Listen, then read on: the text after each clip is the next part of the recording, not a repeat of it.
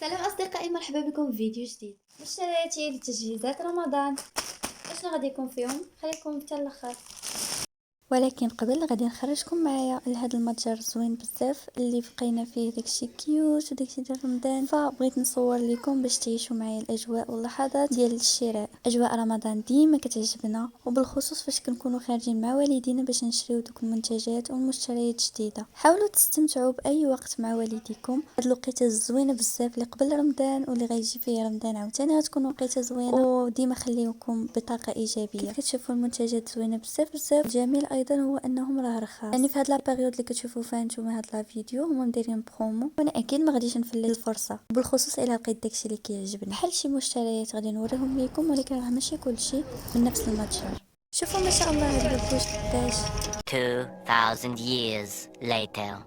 هادو هما المشتريات كاملين، غادي نشارك معكم وحده بوحده. البدايه غتكون مع هاد البيجامه الزوينه اللي الصراحه غادي نلبسها قبل رمضان.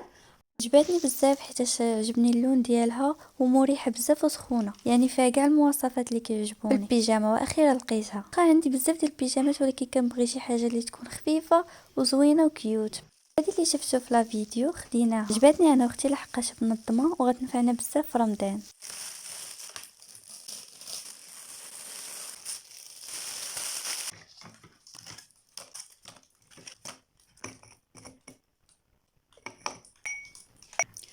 وكانوا هادو هما الثانيين، وهادو اللي بقاو اكيد حاجه غادي تشوفوها في هاد لا فيديو. هادي اللي كنت من شحال هادي باغا نشريها.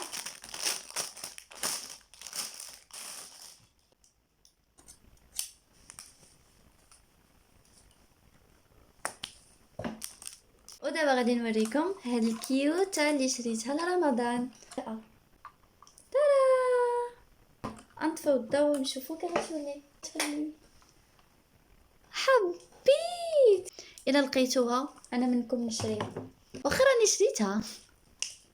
ودابا غادي ندوزو عاوتاني لاكيد حاجه.